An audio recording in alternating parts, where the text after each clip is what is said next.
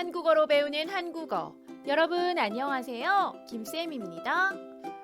여러분, 저는 지난주에 박물관에 갔어요.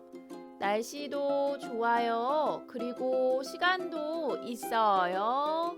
네, 그래서 박물관에 갔어요. 시간도 있고 해서 박물관에 갔어요. 이렇게 이야기해요. 어제는 밤에 자고 싶었어요. 저는 보통 많이 자요. 그런데 어제는 잠이 안 와요. 그리고 날씨도 아주 더워요. 그래서 밤에 산책을 했어요. 왜 산책을 했어요?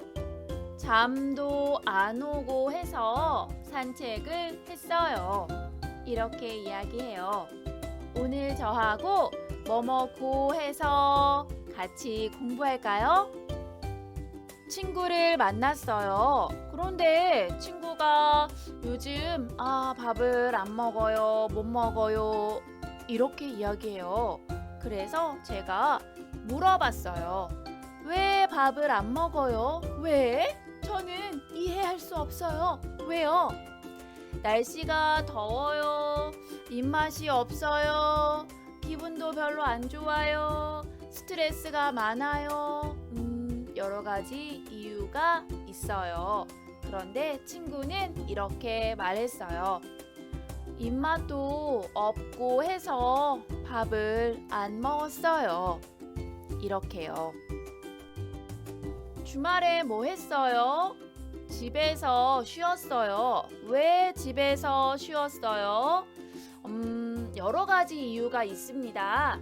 날씨가 추워요. 피곤해요. 여러 가지 이유가 있지만 날씨가 추워요. 이거 이유로 말해요. 그래서 날씨도 춥고 해서 집에서 쉬었어요. 이렇게 말할 수 있어요. 그럼 내일 뭐 할 거예요? 요즘 비가 와요. 그래서 집에 있을 거예요. 비도 오고 해서 집에 있을 거예요. 이렇게 이야기해요. 자, 뭐뭐고 해서 이 표현은 여러분 이유를 말할 때 사용해요. 그런데 이 이유는 여러 가지 이유가 있어요. 그 중에 하나만 말할 때 뭐뭐고 해서 라는 표현을 사용합니다. 친구가 말해요. 숙제도 해야 하고 해서 도서관에 가려고 해요.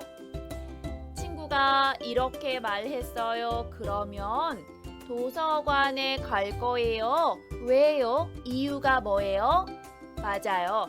숙제도 해야 돼요.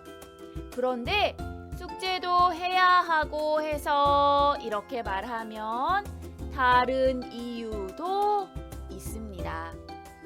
친구를 만나요, 컴퓨터를 해요, 이런 다른 이유도 있어요. 그럴 때 여러 가지 이유 중에서 저는 다른 이유는 말하고 싶지 않아요. 이유 하나만 말하고 싶어요. 그러면 해야 하고 해서, 고 해서 라는 표현을 사용하는 거예요.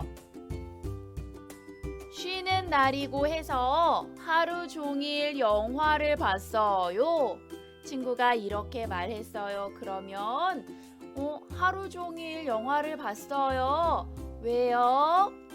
쉬는 날이에요. 그리고 또 다른 이유도 있는 거예요. 영화를 보고 싶어요. 다른 것을 하고 싶지 않아요. 이런 여러 가지 이유 중에서 하나를 말할 때 고 해서 라는 표현 사용해요. 그래서 뭐뭐고 해서는 앞에 내용이 뒤에 내용의 이유 중에 하나예요. 이런 의미가 있습니다. 괜찮겠어요?